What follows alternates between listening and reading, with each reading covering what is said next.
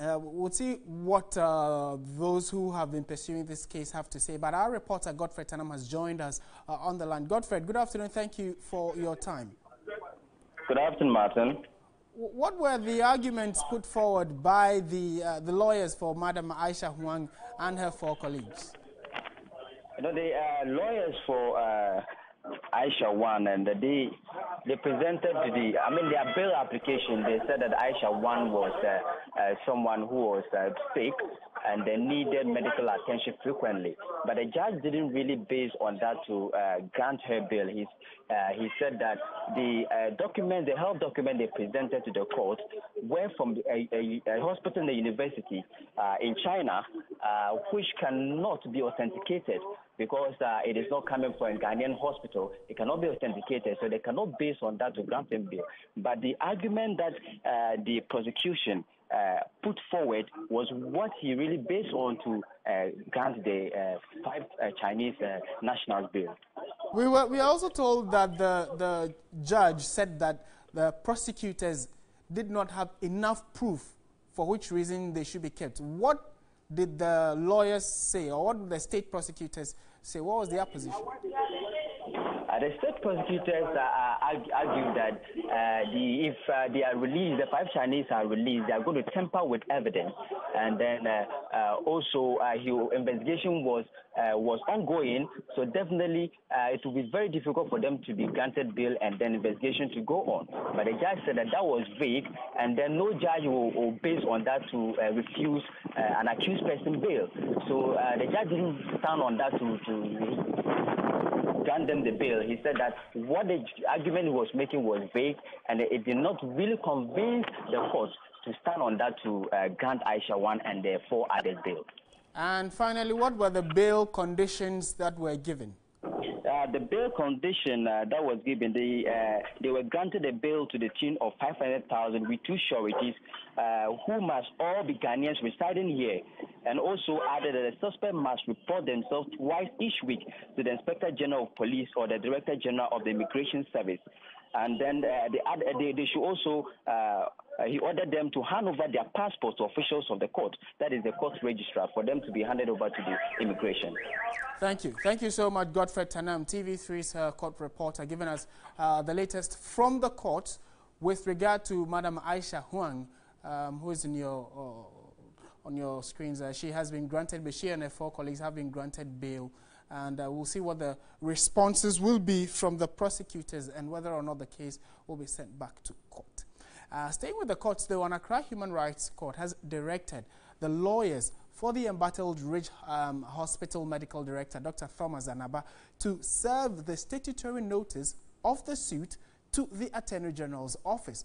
The Attorney General's Department represented by Principal State Attorney Cecil Adadivo, expressed disappointment at the lawyers for the dismissed Ridge Hospital Director for ignoring the statutory requirement of notice to the AG's department. And the suspects, Daniela Seydu and Vincent Bosso, were rearrested after they were discharged following an earlier decision by the Attorney General to discontinue the trial. The 2 have been charged with abetment of crime to commit murder and murder, unlike earlier when Daniela Seydu was charged with murder and robbery and Vincent Bosso was charged with abetment of robbery. The suspects told the court they do not know why they were in court because they were discharged. The prosecutor, George Amega, insisted there is fresh evidence against them. George Amega prayed the court for the suspect to be remanded as police were still investigating some new leads they have gathered. The presiding judge, Ifya Jechuasaki, granted the request for remand and adjourned the case to June 14.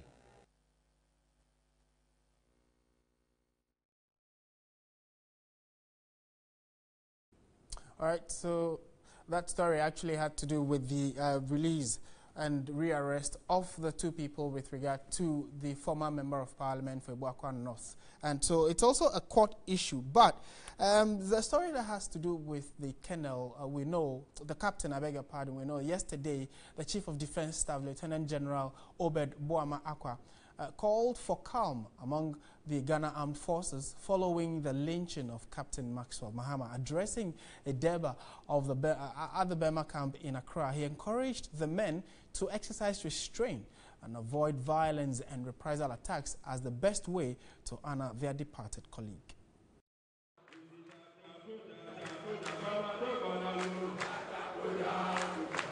Men and women of the Army, Navy and the Air Force making up the Ghana Armed Forces gathered for the emergency Deba to calm their nerves after the lynching of their comrade, Captain Maxwell Adam Mahama.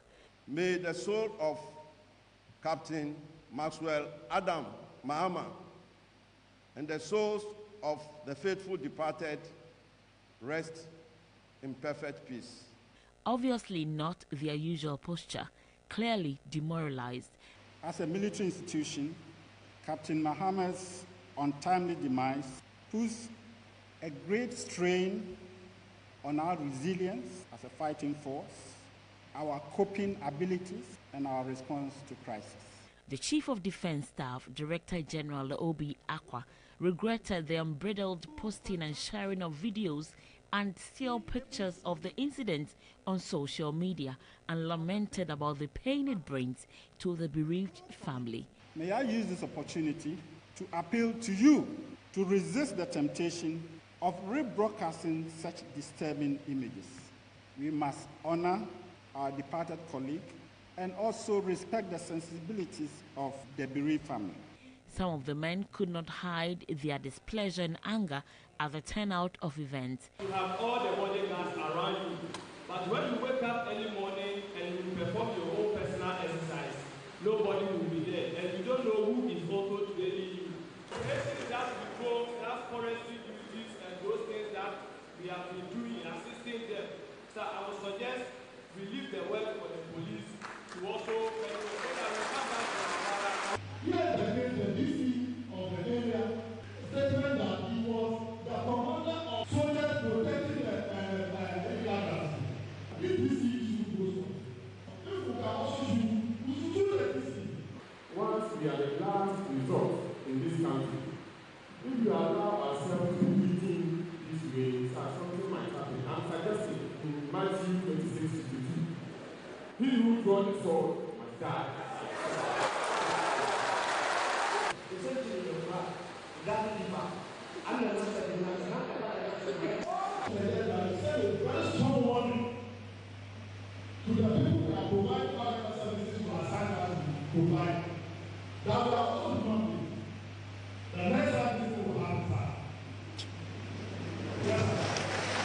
The best respect we can pay to our fallen colleague is to ensure that his passing is not associated with further violence. We must refrain from any reprisals or retaliatory actions.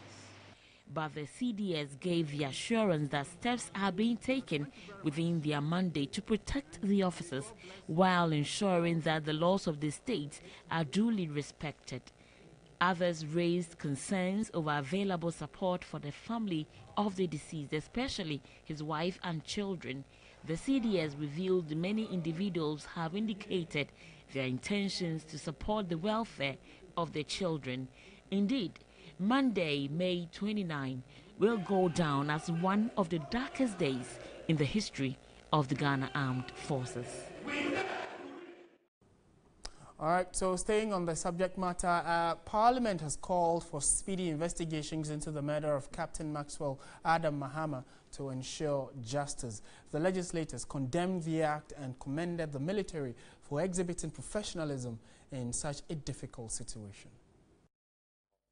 Two members of Parliament, Ras Mubarak and Kwejo Esiedu, made statements on the floor condemning the act, describing it as barbaric. For far too long, Mr. Speaker, we have sat back as a nation and watched almost on a monthly basis incidents like this take place and remained silent because it has not directly affected us. His attackers cannot go unpunished. We cannot treat this on a business as usual basis. The police are not well resourced to carry out investigations in a swift and professional manner. In a place like Denchawasi, we should ask whether the Central Regional Command has an operational plan there in fighting all manner of crimes. Ras Mubarak called for a state burial for the late Maxwell Mahama. Minority leader Haruna Idrisu said he admired the conduct of the military and also called for speedy investigations. Impunity must be fought and impunity must be checked. If that is not done, it becomes a recipe for lawlessness. We will have no hesitation with your guidance that the Honorable Minister for Defense, the Minister for Interior, and the Attorney General must take particular interest in this matter and apprise not just the House, but let the Ghanaian people know how they are walking the course of justice. The majority leader also deplored instant justice. Let us all appeal to the police not to revert to mass action by swooping on the entire community. At least that video clip would assist them to identify those of them who were the ringleaders in that gruesome act. We must be patient with the law. The wheels of justice grind slowly but surely. The process that will lead to the indictment and a successful trial necessarily will have to go through a process. Other contributors urged the National Commission for Civic Education to educate citizens on their rights, as well as the need to resource the security services for effective investigations. Some called for a police station to be put up at Dinshra Obuasi.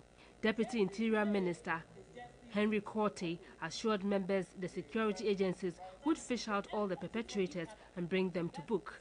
Meanwhile, the Speaker has referred President Akufo-Addo's nominee for Chief Justice, Justice Sofa Akufu, to the Appointments Committee.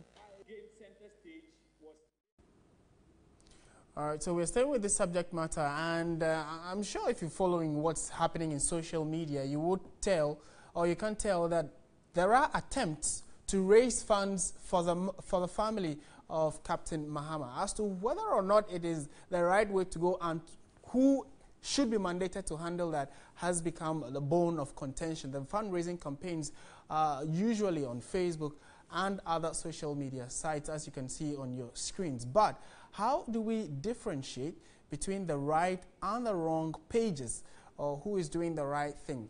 Entry Boisiako is the Executive Director for E-Crime Bureau, and I would want to speak with him. He, with his IT knowledge and background, can help us as individuals who may be willing to donate know which sites are verified. And he's joined us via Skype. Mr. Entry Boisiako, good afternoon. Thank you very much for joining us. Thank you, and good afternoon to your viewers as well. The confusion for many is that we are unsure whether or not this site or that site is verified and should be the one I should send my donation to. As an IT expert, what would your first advice be to someone like me who is willing to give a donation? Well, thank you. The problem is not just an IT problem. Let's put this in perspective.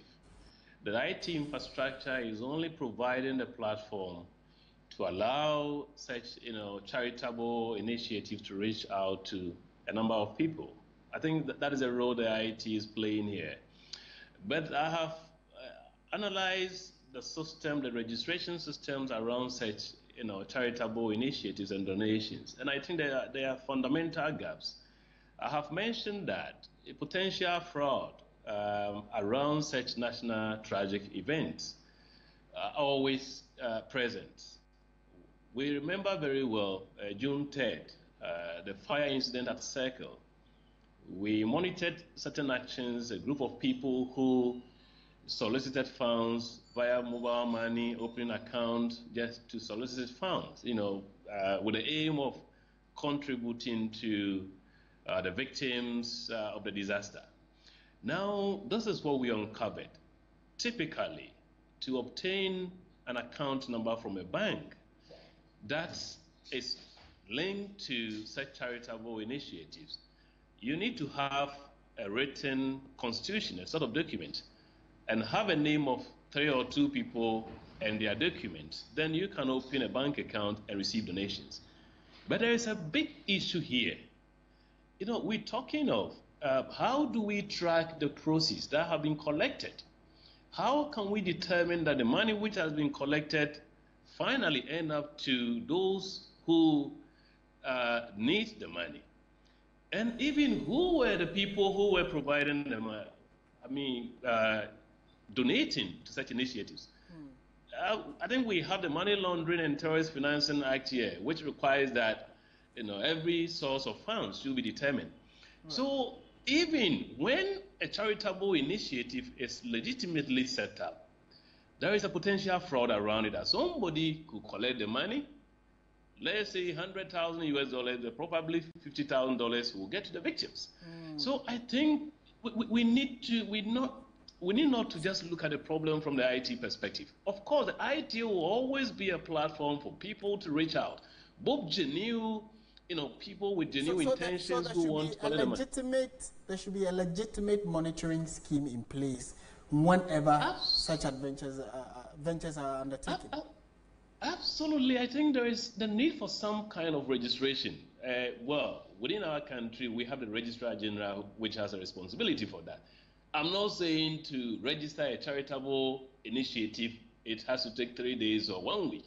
But we should have a basic registration protocol. Who are the people? What connection do they have? Is it really a charitable agency, or what connection do they have with the victims, or the families of the victims? What kind of documentation? Then we also have to request them to submit records of money which has been donated. And this record should have details of person A who donated the money, how much did that person donate, because that is an anti-money laundering and terrorist finance requirement. You see, these are the gaps that is allowing fraudsters also to work. You have monitored our IT regime and internet regime as a country for some years now. Do you think that it is now time to have that conversation of coming up with the laws that, regulate these kinds of activities? Well, in terms of law, I wouldn't like to jump into making new laws. Seriously, my own experience within this country, Ghana has got brilliant laws. The only problem, the fundamental problem which I have encountered in my professional delivery is enforcement. Registrar General should have some kind of responsibility in terms of any entity that seems to exist, whether it's 1 day or 1 year, that seeks to conduct certain activities on behalf of a certain group of people. Right. And I think it's a question of, okay, let's see, are we enforcing this aspect of the legislation? It's fundamental. But you see, fraudsters will always be. They will always be part of the ecosystem. So we need also to monitor, as I've said, the moment such tragedies happen. We don't expect to have them, by the way. But the moment there's a national tragedy, there should be a monitoring. If we have a good registration system and I want to donate money, I can call the Registrar General Department. Please, do we know this, foundation which is soliciting money for these victims? Okay. Then there should be also a communication. Yesterday, I listened to the head of the PR department of the Ghana Army, saying they have no idea as to anybody, any entity which has absolutely. So let's assume what is available on the internet now, on Facebook, is correct. We also expect certain protocol that the people, the entity, the institution which are close to such tragedy should be informed. So the military high command should be aware that there is this entity which is soliciting for funds. The family should be aware. And there should be a communication channel whereby ordinary Ghanaians can verify. And that is the way to protect the citizens. Otherwise, we contribute to the fraud which is happening on the internet. Thank you. Thank you so much for your insight on this particular story. We've been speaking with Albert Ntwibo-Isiakon. He's the Executive Director for A Crime Bureau, giving us a few lessons as what we should do, look out for when we want to give donations in such instances. This is still Midday Live on TV3, and we're not going away from that subject matter anytime soon, because the latest is that at least 20 more people have been arrested by the police in connection with with the gruesome murder of military captain Maxwell Adam Mahama at Dincho-Boase. 5 of the arrests were made in Bonahafo and the Ashanti regions and other parts of the central region on Thursday afternoon following intense police intelligence and investigations. Meanwhile, life is yet to return to the Dincho-Boase community as those who fled are yet to return. I will bring you that particular story in a jiffy, but what we do also know is that the IGP has been speaking on this particular subject matter, and the whole nation is seriously interested. What are your thoughts? And do you think that as a people we have come to that realization that we need to put our acts together with regard to when we find such things? Should you report? Would you report when you find someone being lynched? Let's take a look at that story now. This is the small Dintra town where the act of extreme cruelty was meted out to the young captain of the Ghana Army. But for these women here, the entire community was without any life on Thursday, June 1. Not even a single animal was on site. This roadside market, about 2.5 kilometers away from the scene of crime, where some theories suggested an alarm was first raised about the deceased captain, also remained deserted. Evidence still abound at the scene of the murder, yet the few women next to it were apprehensive. The fact-finding team continued to comb the entire village, picking on possible evidence and exhibit that may facilitate investigations. The team then proceeded to the military camp to interact with the personnel behind closed doors. COP Christian Tete Yohunu's team was later briefed on progress report at the Diaso police station. According to the unit commander, the military on Tuesday rounded up 88 female and 80 men, but handed over only 4 persons as the only possible suspect. The 5th suspect was later traced to a hospital before the assemblyman and the unit committee member turned themselves in together with a missing person. At least 8 more arrests were made at Asankregwa, 2 in the Bonahafo and 1 in the Ashanti regions on Thursday. Several others were again being questioned at Diaso. It is good that we came to do some reconstruction of the scene. Our presence in the area, I believe, sent some reassuring message to the people that we are out there to do what we have to do. And I think by the end of the day, we would have had as many as possible of those who took part in this dastardly act. The Central Regional Police Commander, DCOP Reverend Ampabene, called for public support. These people have run away. I believe that they are staying with other people. We are appealing to those people that they should surrender these people who have committed these crimes. Nobody should attempt to aid or to hide any of them or to harbor any of them. They should surrender them to the nearest police station so that we can go and pick them. Or we are appealing to those people themselves to surrender themselves to the nearest police station. I believe we will get them and they will comply. My appeal to the whole populace or the people of Ghana is that lynching is alien to Ghana culture. If they arrest any person whom they suspect that he has committed any crime, they should hand the person over to the nearest police station so that the necessary process of the law take its full course. Still on this particular issue, President Akufo-Addo says all those involved in the murder of Captain Maxwell Adam Mahama will face the full rigors of the law. In a 2-minute audio from the Flagstaff House, the president also ordered the suspension of the DCE of Dincho-Boase, Daniel Apieni. I was extremely upset to hear about the news of the death of Captain Mahama. To me, a complete waste of life, a valuable life, in circumstances that do no credit to anybody.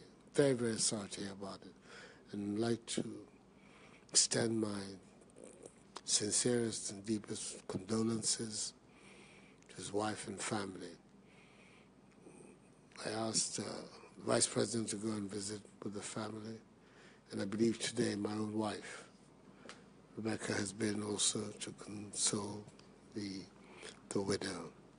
One thing which is clear, I've told the law enforcement agencies, the law investigation and enforcement agencies, that they should spare no stone to make sure that those who were responsible for this brutal act are brought to face their consequences and brought before trial in our courts and justice done accordingly. We have to have a country where the rule of law works. I've been fighting for that all my life, and now that I'm in the chair, I have to make sure that there is meaning to it. I've had to do something with some considerable reluctance, but which I felt was necessary to do. The district chief executive made comments in this matter that appeared to have been somewhat provocative, taking the decision that he should be suspended, pending an inquiry into all the circumstances of the matter and the comments that he but in the meantime, directed the Minister for Local Government to take the appropriate measures to carry out this decision. And that's President Nana Addo Dankwa Akufo-Addo, the Commander-in-Chief of the Ghana Armed Forces. So what we also know now is that the Inspector General of Police, IGP, would later today be addressing the entire nation on developments so far with regard to investigations into this matter. We'll keep you posted when we do get that information. Away from this story though now, the people of Bonikope in the Adan East District of the Greater Accra region have honored the memory of the late Margaret Kuonu, an indigene who was killed some 32 years ago, I beg your pardon. Margaret Kuonu was hit by a stray bullet during the clash between the community and the police against the takeover of the Adan Songo salt concession. Bonikope is a salt mining community with majority of residents depending on it for their livelihood. 32 years ago, Margaret Kuonu, who was pregnant, died after she was hit by a stray bullet during a clash between residents and the police. The protest was against the takeover of lands for salt mining business in 1985. Some residents shared fond memories of her. The ceremony was also to highlight the concerns of indigenes. They lamented over the high rate of unemployment in the town, particularly among women. Let's turn our attention to education now. Teacher trainees across the country are warning they would begin a series of actions against government, and also which include picketing the Education Ministry and demonstrating if they are over 6 months old arrears, or they're just teaching arrears, are not paid them. Jonathan Apam is the acting president of the association and joins us on phone to tell us really what their concerns are and what government's response has been. Good afternoon, Jonathan. Thank you very much for joining us. Good afternoon to you and your listeners. Right. What has been the response of the Education Ministry with regard to your arrears, 6 months arrears, you're told? All right. Thank you very much. The response from the Ministry of Education has been that last week, money has been released from Ministry of Finance to Controller to be sent to National Council for Tertiary Education for disbursement to various colleges in the country. The ministry claimed that that is a reliable information that they can give us. But we are still not adhering to that or believing that because of what has always happened, in a sense that several times have we met the ministry and then giving us promises of at least the money coming to us within a week or two or even a month. We wait up to 2 months and weeks without receiving the money. So the response from the ministry is though palatable to us, but we still have to take an action on it since government is not always going by their promises. Why wouldn't you rather wait if they fail, in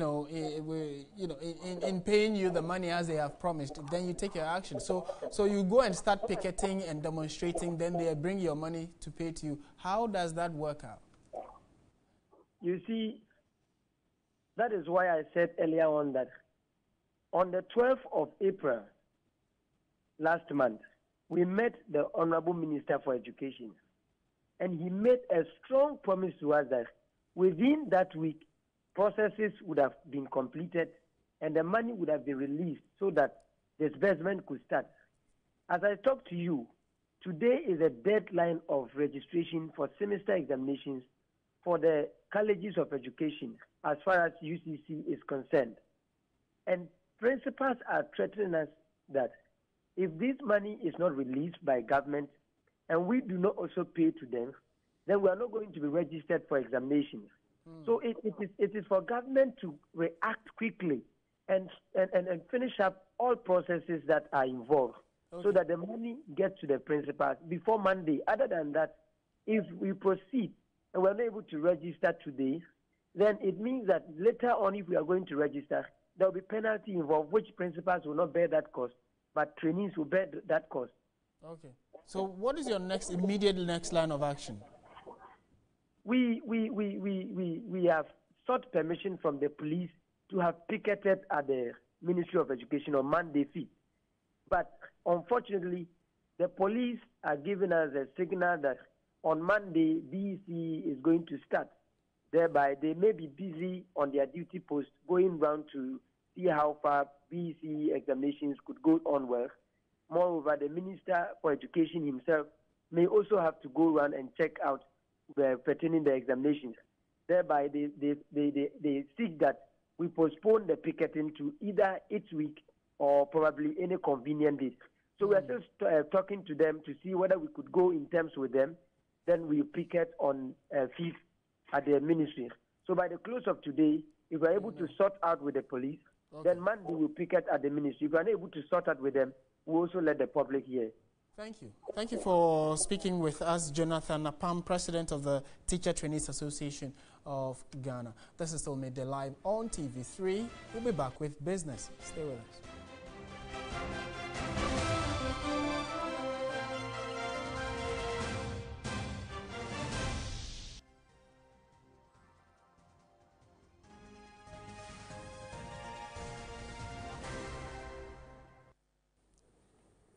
Hello, good afternoon and welcome to the business news, the very latest in the world of business with Pa Kwesi Asari.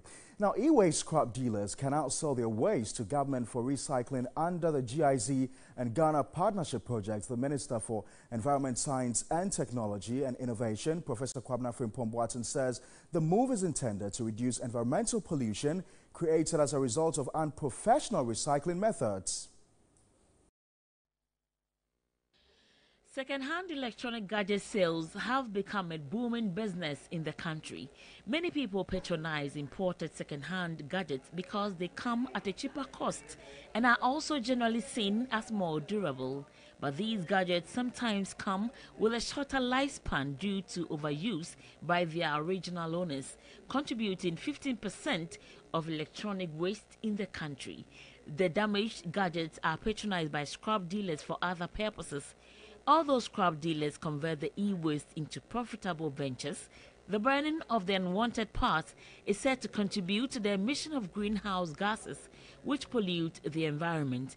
The federal government of Germany has committed 25 million euros to help this sector. The Hazardous and Electronic Waste Law passed in 2016 sets the legal framework for the engagement. The GIZ and Ghana Partnership Project will provide an environmentally sound means of disposing of and recycling of e-waste. The Minister for Environment, Science, Technology and Innovation, Professor Kwabena Frimpong-Boateng, noted the e-waste management project will create an avenue for dealers to deposit their waste at specific warehouses at a fee. These gadgets will be bought, put in a warehouse, and then at some point auctioned to companies that will set up e-waste recycling plants. And that will mean buying all the e-waste from the gatherers at a price that would be almost equal to what they would have gotten if they had, processed it the way they do it. A health post will also be established by GIZ at Old Fadama for the scrap dealers. The deputy head of missions for the German Republic, Bernhard Ebels, assured of measures to prevent the importation of damaged electronic gadgets from Germany to Ghana. Germany already has quite enough of its own homework to make sure that German e-waste is not exported to other countries, including Ghana. We have implemented the European Union Waste Directive, and so there is much less stuff coming in here, and we are making sure that used goods which are exported to Ghana are actually working and are not just waste. Consultations of stakeholders will be held intermittently alongside the program implementation.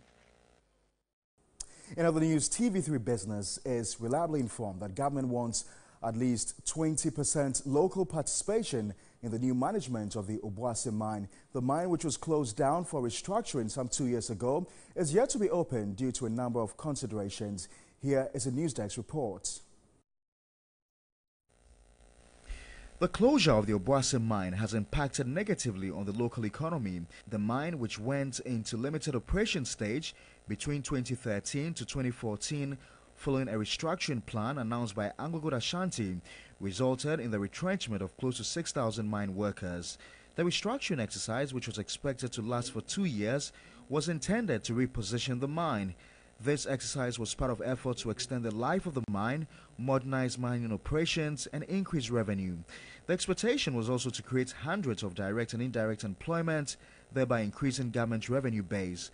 However, after almost 2 years of ramping down its operations, it appears a roadmap to switch back to full capacity will take longer than expected.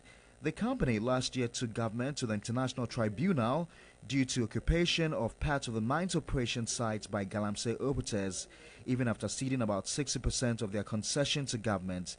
Government is currently in negotiations with the company to withdraw the case.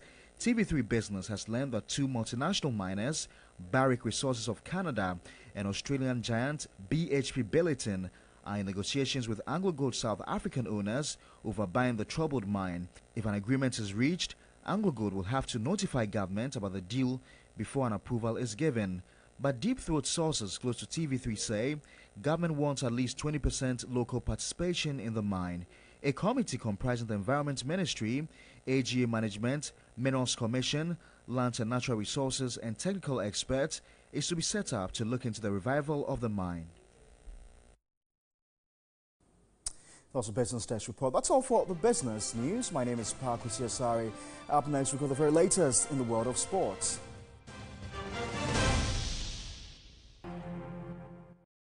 Good afternoon. Welcome back to Midday Live here on TV3. My name is Nana Kujafre with the sports update. And it was business as usual for the Black Stars players and Coach Kwesi Appiah, which were all present at the training base in Accra on Thursday. There were no new faces from the initial 17 that reported on Wednesday ahead of the Nations Cup qualifier against Ethiopia. And Anekia Mankwa was there on the second day of training.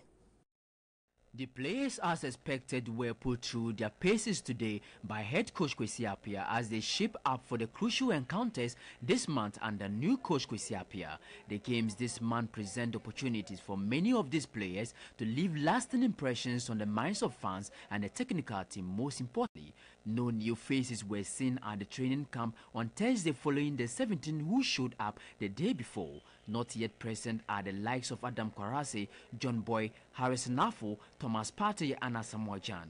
There's a returnee, however, Rashid Sumaila, who has been out of the setup for the last couple of years, insists he is back to take his place. It's very privileged to just come and play for the senior national team.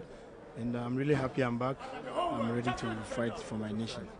Because being in the national team is not easy, it's an honor. So we thank each and everyone believing in us. We'll give our best and help to succeed here.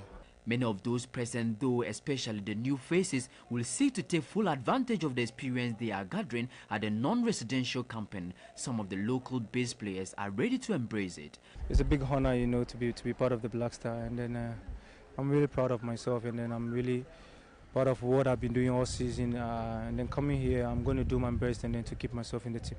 It's a great feeling. So the best thing for us to do is train hard, be focused, confident, and then give our all out so that the coach will know, okay, he didn't make a mistake by calling us. There's more to come, you know. As I said, I'm now playing with experienced players, and I'll learn more from them, and then I'll add it to mine. Trust me, it will be, people will see that a different coming very soon. The game against Ethiopia coming up later in the month, these players will take too seriously this chance to work with Kwesi Appiah more often in the coming months. Our next story focuses on spirituality and football. Kumasi Asante Kotoko have been going through some difficulties this season on and off the pitch. Change of coaches have still not helped their cause. One man claiming to be behind their struggles is native Dr. Kweku Bunsam. Michael Otieje sat with him to discuss this and other sporting issues, including what he says was his ability to ensure that Cristiano Ronaldo did not do well against Ghana when he said he was going to get him injured. In last year, there is some of Kotoko.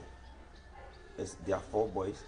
They come to me in Accra, and also in Sapema, to consult me that they want Kotoko and Accra spoke. They could have played the ball. They want them to win it. So they test me all the players' names, and they test me half of 4 players' names.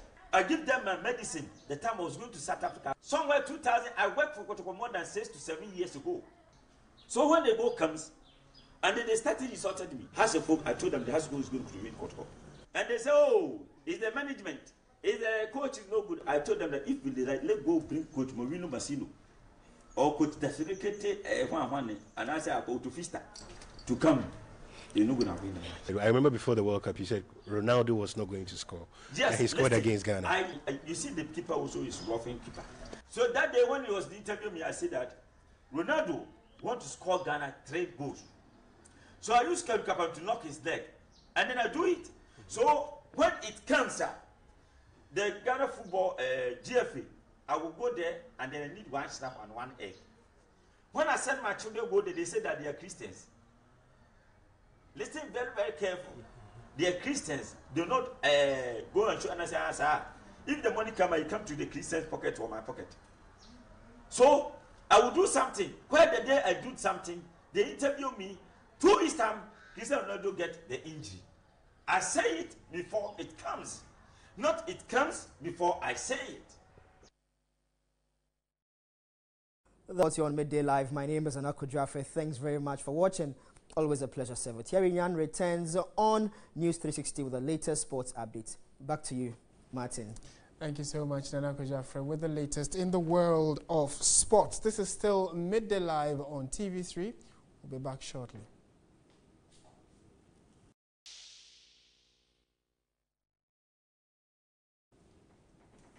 In entertainment news this afternoon, the winner of Talented Kids Season 8, Erica Tando, a.k.a. DJ Switch, has been relocated from the Ideas Junior College in Dadieso in the Western Region to the Talented Royals International School in Weija, Accra. The 9-year-old kid celebrity change of environment is to boost her academic potentials as well.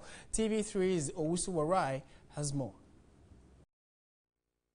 Yes, you remember DJ Switch. Yes, she won a Talented Kids Season 8, and after that she indicated that she wants to become a doctor. Guess what? The parents have decided to change her environment. She used to be based in Dadieso in the Western region, but now she's been moved to Accra, and she's changed her school as well. So now she's going to be attending school at Talented Royals International School, that is around Weija. In the moment, she'll be coming out of the car. Oh, there she comes, DJ Switch. Her first day in school in Accra. I'm happy. First of all, I have to greet my fans. Sure. I'm happy to be in Talented Royals International School. And from talented to talented, it means there's swag. It is 7 a.m. Thursday morning and time to conduct the morning's assembly.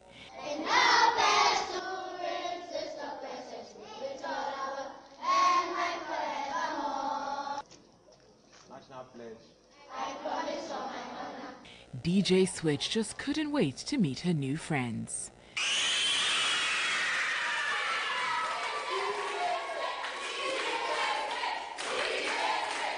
And for the Class 5 pupils, it was a great feeling sharing a class with a kid celebrity. I like the way when she mixes the music, then how she puts her style in it. That gives me affection for her. I like her attitude. I like everything. The fast-rising kid is determined to study hard to realize her dream of becoming a medical doctor. DJing is my passion. I'm here to learn hard so that I can be a doctor. Her new classmates promise to make her stay a productive one. She's good in rapping and stuff. I'll help her do some like education and learning our science and English. Soon, it was time for lessons. When in the answer prayer, open. Yes. Any afternoon. Clap for her. I'm a teacher myself. I saw the environment, I saw they had a lot of facilities that would help her learn to be the doctor she wants to be and also nurture her talent and improve upon whatever she knows. Beyond the academic work,